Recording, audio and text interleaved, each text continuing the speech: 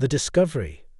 The wind howled across the Arctic tundra like 1,000 voices whispering secrets of the frozen Earth.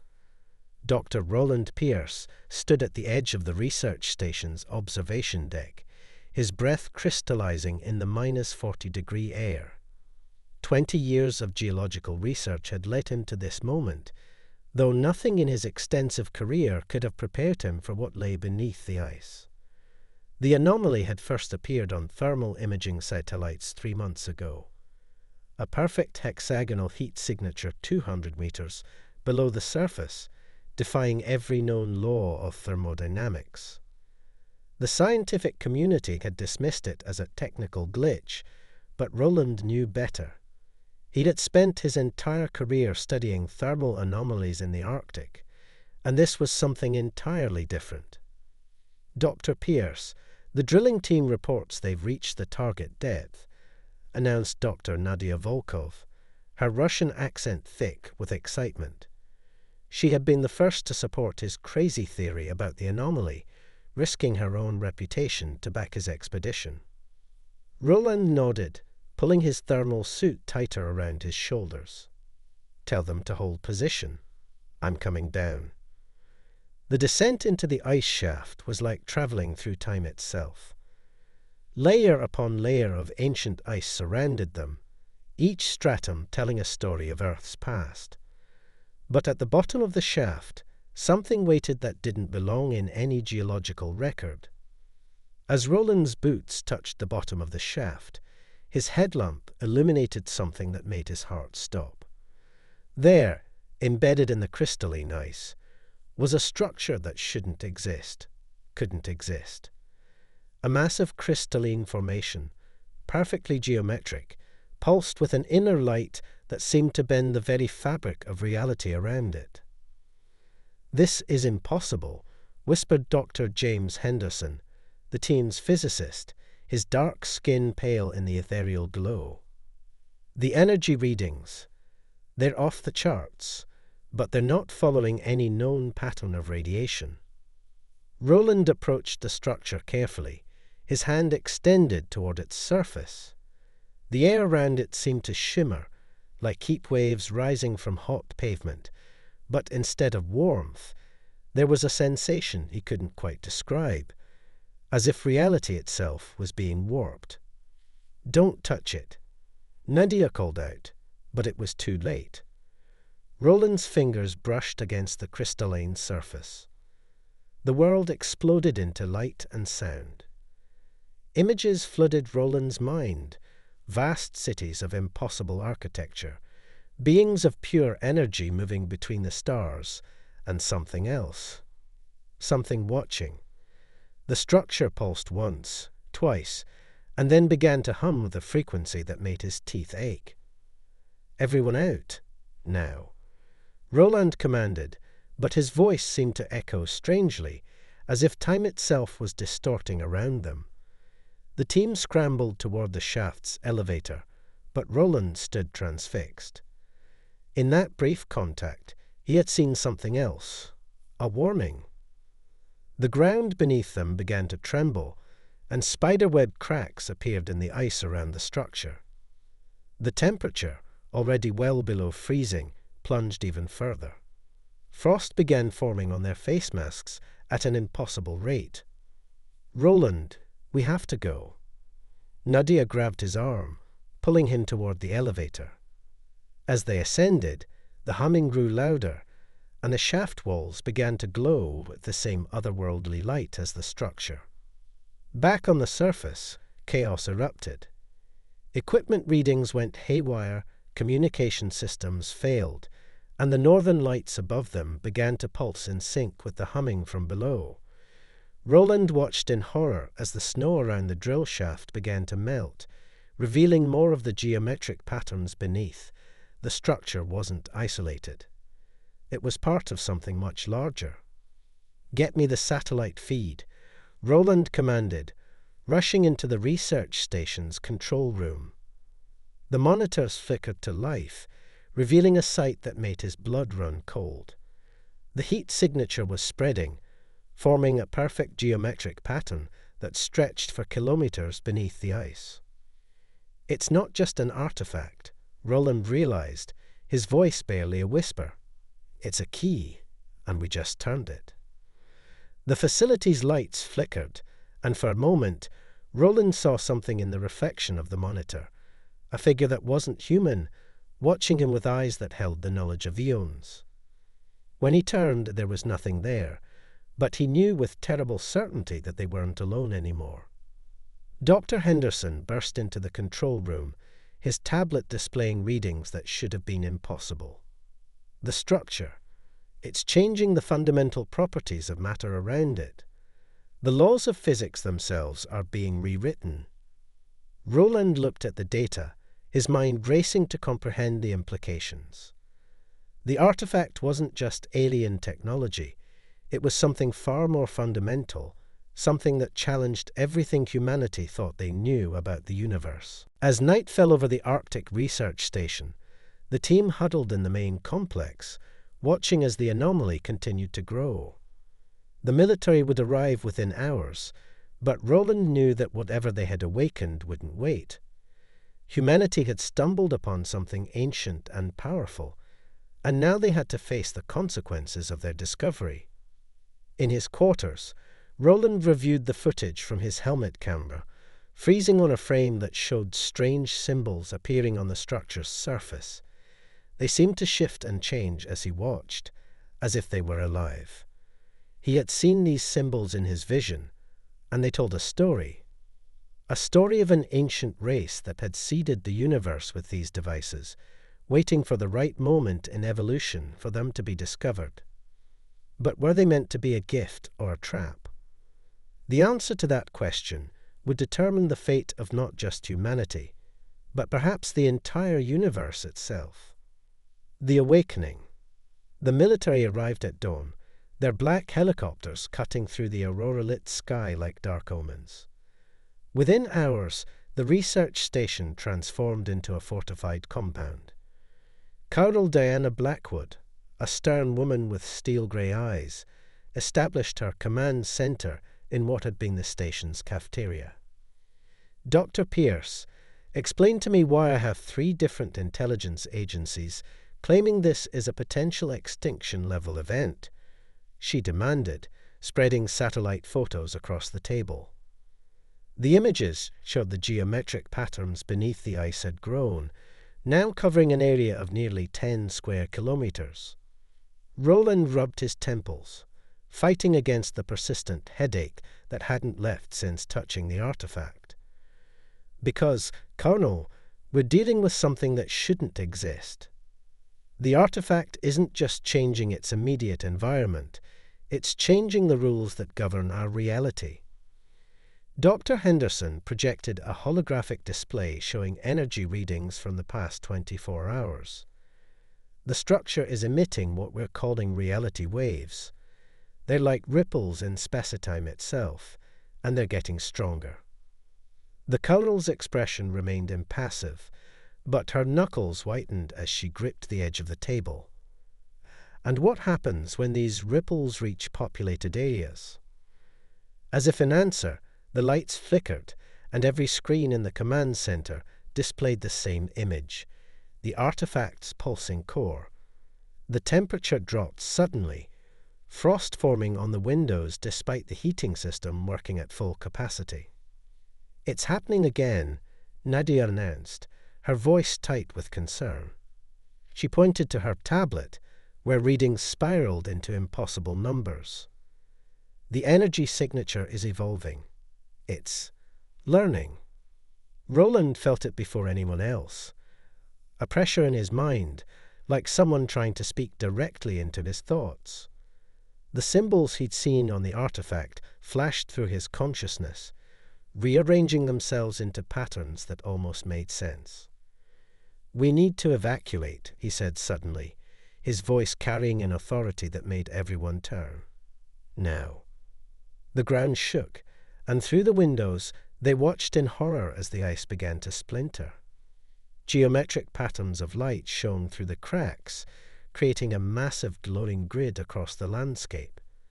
The artifact's hum grew louder, becoming a physical force that made their bones vibrate. All personnel, immediate evacuation. Colonel Blackwood barked into her radio. But as the first helicopter lifted off, something impossible happened. The air above the facility seemed to fold in on itself, creating a mirror-like distortion that reflected a sky that wasn't their own, a sky filled with strange constellations and 3 moons. The helicopter passed through the distortion and vanished. "Dear God," someone whispered.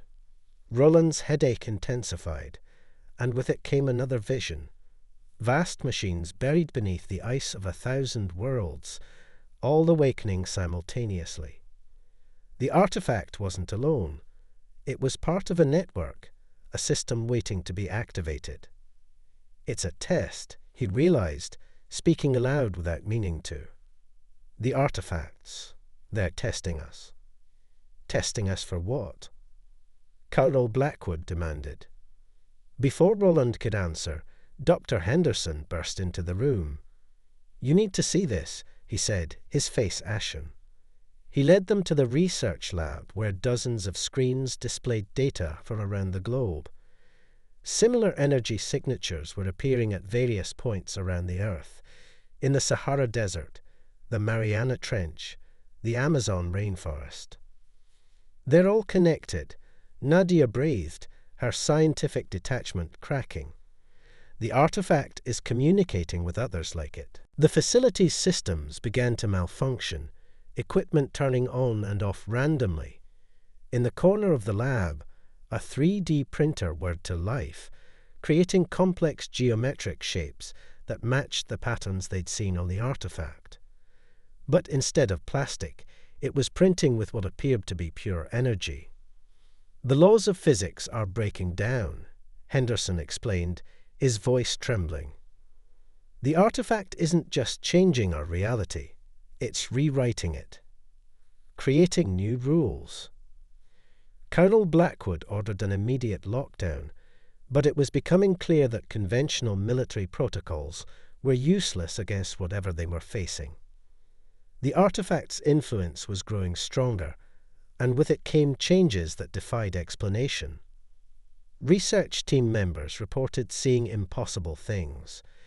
Doorways that led to different places each time they were opened, objects that existed in 2 places simultaneously, shadows that moved against the light. Reality itself seemed to be becoming fluid, malleable. Roland found himself drawn back to the drill shaft despite the quarantine orders. The artifact's call was irresistible now, its pulses synchronizing with his heartbeat. As he stood at the edge of the shaft, looking down at the crystalline structure below, he understood something that filled him with both wonder and terror. The artifact wasn't a weapon or a tool, it was a key, and humanity's discovery of it wasn't an accident. They had been guided to this moment, shaped over millions of years to reach the point where they could recognize and activate these devices. But as he watched the reality distortions spread across the Arctic landscape, Roland wondered if humanity was ready for what came next.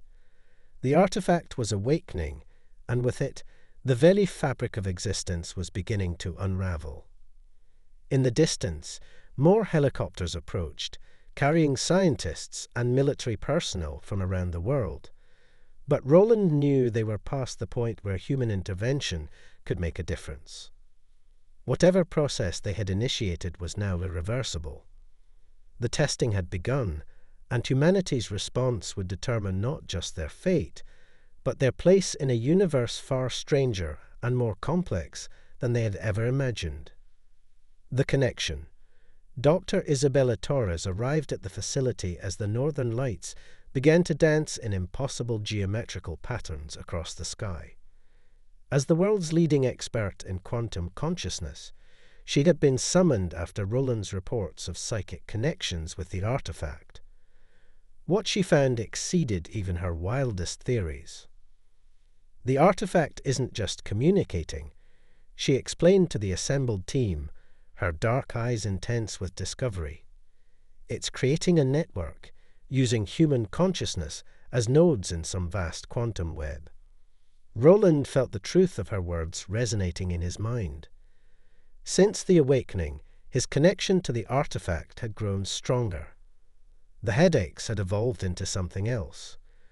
Moments of crystal clarity where he could almost understand the vast message being transmitted through space and time. "Show them," he said quietly. Isabella nodded, activating a device of her own design. The holographic display showed brainwave patterns from various personnel at the facility. Each one pulsed in perfect synchronization with the artifact's energy signature. "We're all connected to it now," she continued, "but some more than others. Dr. Pierce's neural patterns are different. The artifact chose him as a primary receiver." Colonel Blackwood, who had been unusually quiet, finally spoke. "Are you suggesting this thing is turning us into some kind of alien radio tower?" Before anyone could respond, the facility's lights dimmed. In the darkness, everyone saw it. Threads of luminescent energy connecting each person in the room, visible to the naked eye. The effect lasted only seconds, but it left everyone shaken. "Not a radio tower," Roland corrected, his voice distant. "A translation matrix. The artifacts, all of them, they're trying to teach us their language, the language of reality itself." Dr. Henderson's instruments began registering new energy patterns. The other sites worldwide, they're all showing the same progression.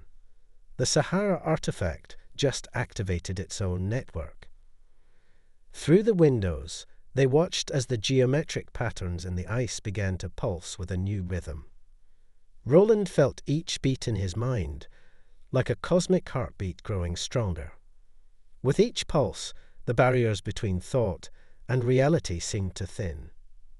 Isabella approached Roland, her equipment registering the intense neural activity in his brain. "What do you see?" she asked softly. "Everything," he whispered. "The artifacts, they're not just machines.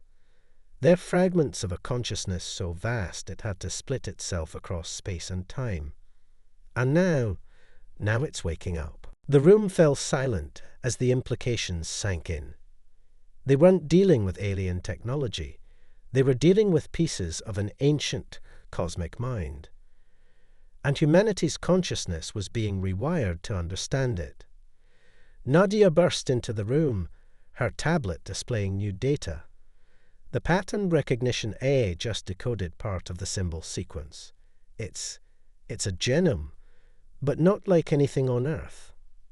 "It's a blueprint," Isabella realized, her eyes widening. "Not just for life, but for reality itself. The artifacts aren't changing our world, they're showing us how to change it ourselves." As if in response to her words, the artifact's energy surged. Everyone in the room felt it.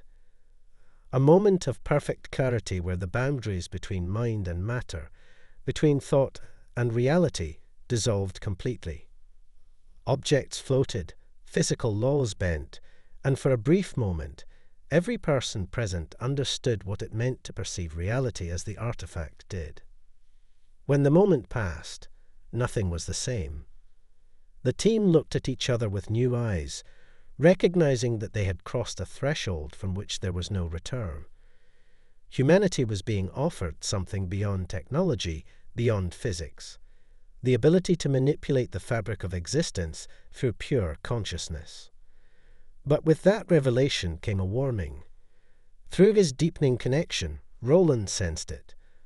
Other consciousnesses stirring, ancient minds turning their attention toward Earth.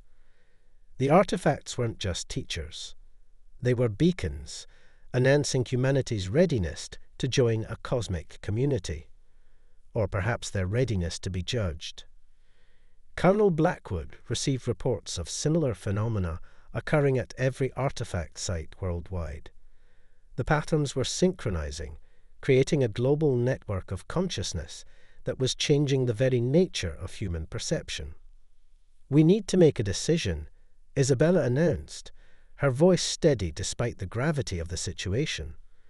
The artifact network is offering us evolution, not just biological, but conscious evolution. But once we accept, there's no going back. We'll become something different, something more. Roland felt the weight of that choice in every cell of his being. The artifacts were offering humanity the keys to reality itself, but such power came with responsibility and risk.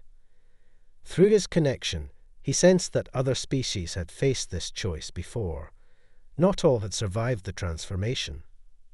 As the team debated their next steps, reality continued to shift around them. The boundaries between thought and matter grew increasingly fluid. Those connected to the artifact network found themselves able to perceive multiple dimensions, to understand concepts that their minds previously couldn't grasp.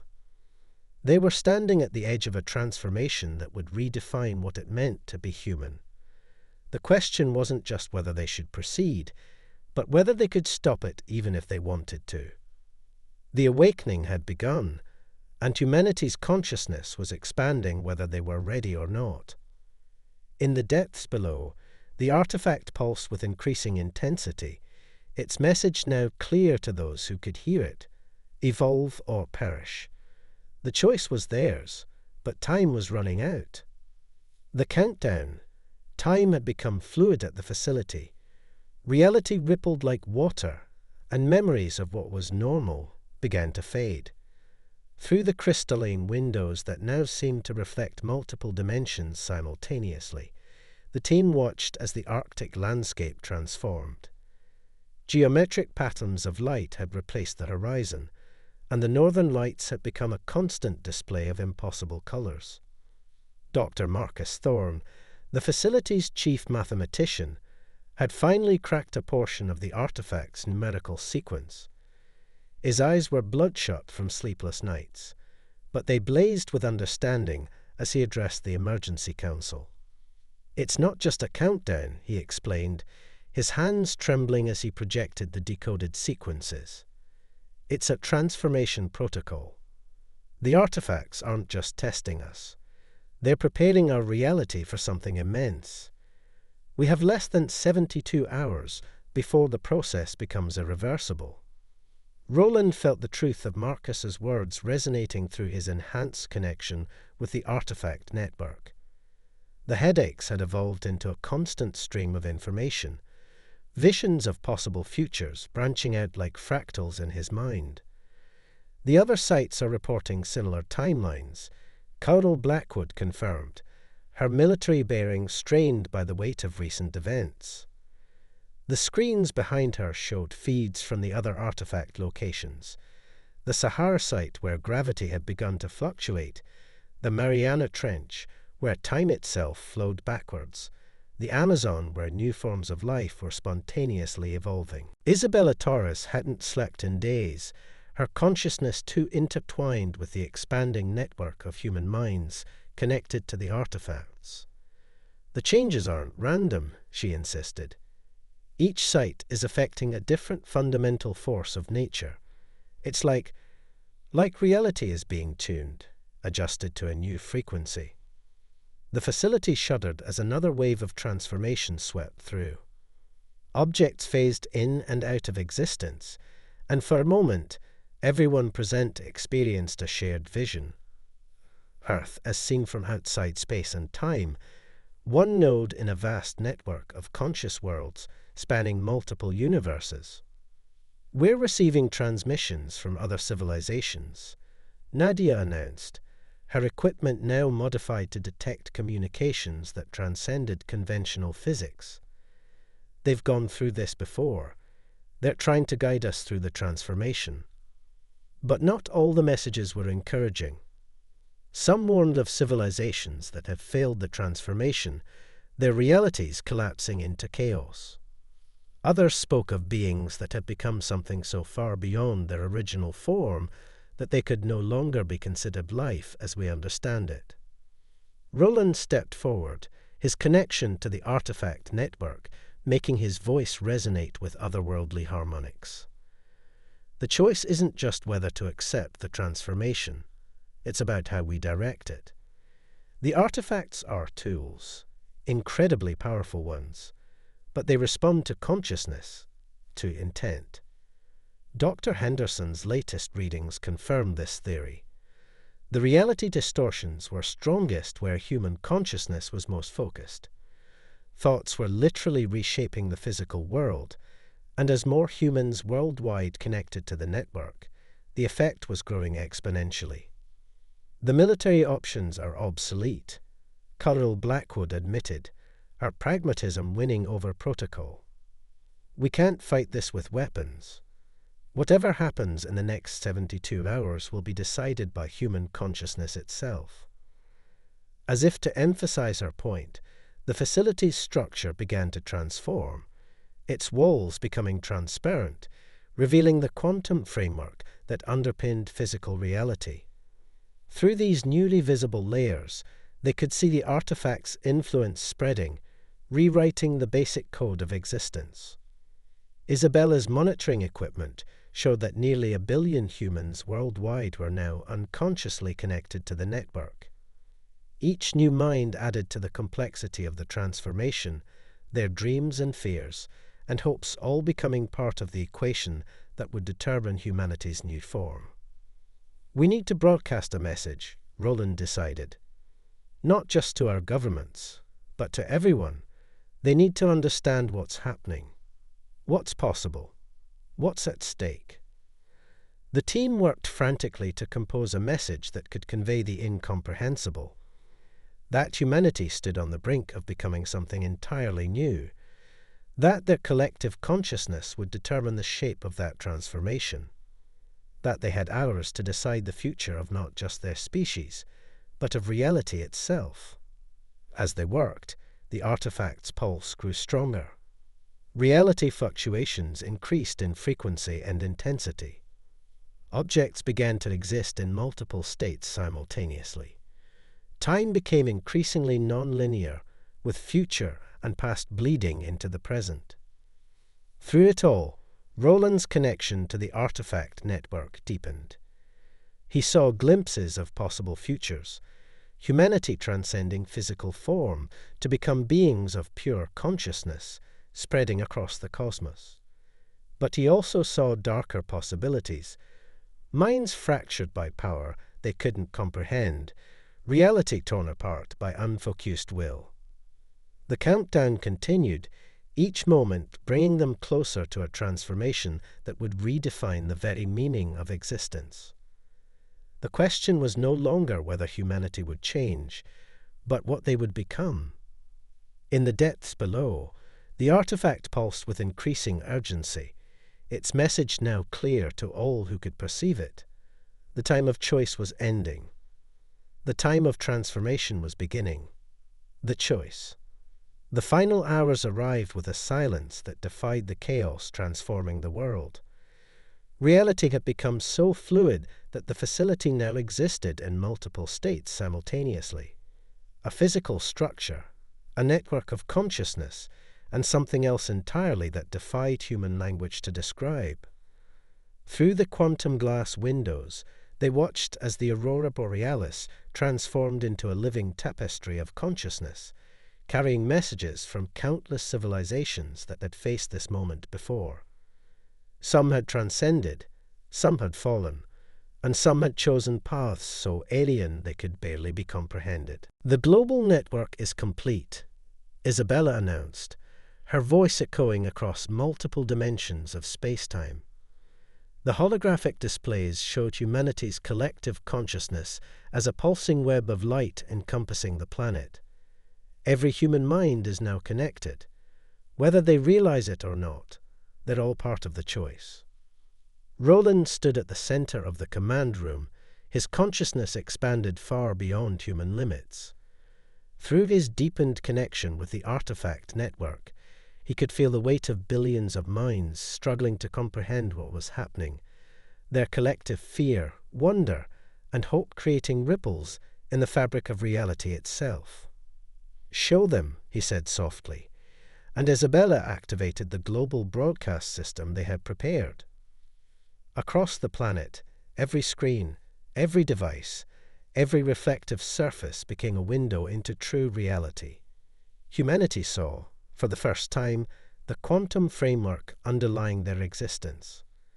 They saw the artifact network for what it truly was, not just machines, but seeds of consciousness planted by ancient beings, waiting for a species ready to take the next step in cosmic evolution. Dr. Marcus Thorne's calculations appeared in the air, no longer needing screens to be displayed. The transformation reaches critical mass in 1 hour, he announced. Whatever we become together. Carol Blackwood, who had maintained her composure through reality-bending events, finally showed emotion. How do we choose? How can any of us possibly know what's right? We already are choosing, Nadia interjected, monitoring the global consciousness network. Every thought, every fear, every hope. They're all shaping the transformation. The artifact network isn't forcing a direction. It's responding to our collective will. Through the facility's newly transparent walls, they watched as the physical world began its final transformation. Mountains flowed like water, oceans took on geometric patterns, and the sky became a kaleidoscope of intersecting dimensions. Yet somehow life continued. Plants, animals, and humans were changing too, their forms becoming more fluid, more connected to the underlying fabric of existence. Roland felt a new presence in the network. Ancient consciousnesses stirring, watching humanity's choice with interest. These were the beings that had planted the artifacts, species that had transformed eons ago. They weren't interfering, merely observing, curious to see what path humanity would choose. "We're receiving the final protocol," Isabella announced, her eyes glowing with internal light. "The artifact network is offering us 3 paths." The choices manifested in the air around them, visible to all. The first path showed humanity transcending physical form entirely, becoming beings of pure consciousness free to explore the cosmos unfettered by material limitations. The second offered a merger of physical and quantum existence. Humanity maintaining its form, but gaining the ability to shape reality through conscious will, becoming guardians of physical existence. The third path was subtler, an evolution of consciousness that would allow humanity to perceive and interact with all dimensions, while maintaining their essential nature, becoming bridge builders between different forms of existence. We don't all have to choose the same path. Roland realized, the knowledge flowing through him from the artifact network. The transformation can accommodate multiple forms of existence.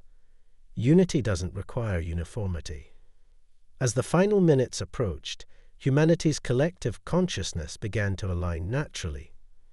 Not everyone chose the same path, but there was a harmony to the choices, a balance that felt right, felt natural. The artifact network pulsed one final time, and reality itself held its breath. In that moment, Roland understood the true purpose of the artifacts. They weren't tests or tools or weapons. They were keys to unlock the next stage of cosmic evolution, placed throughout the universe by those who had come before, waiting for species ready to join the grand dance of consciousness that spanned dimensions and realities. The transformation began. Across the earth, humanity transformed according to their choices. Some shed physical form to become beings of pure energy and thought. Others remained more familiar, but gained the ability to shape reality through conscious will. And some evolved to perceive and connect all forms of existence, becoming living bridges between the physical and the quantum. The facility, like everything else, transformed. But it remained as a nexus point, a place where all forms of human existence could meet and interact. The artifact network, having served its purpose, became part of humanity's new awareness. Tools no longer needed once their lessons had been learned. Roland, Isabella, and the others found themselves changed, yet somehow still essentially human. They had become guardians of this new reality, helping others navigate their transformations, maintaining the balance between different forms of existence. As the new dawn rose over a transformed Earth, humanity took its place among the cosmic consciousness. They had not just survived the transformation, they had shaped it, made it their own. The universe, they discovered, was far stranger and more wonderful than they had ever imagined, and their journey was just beginning. The Arctic anomaly had been just the first step. Ahead lay an infinity of discovery as humanity, in all its new forms, began to explore its place in a universe where consciousness and reality were one and the same. Not an ending, but a beginning. Not a conclusion, but a transformation. Humanity had made its choice, and the cosmos would never be the same.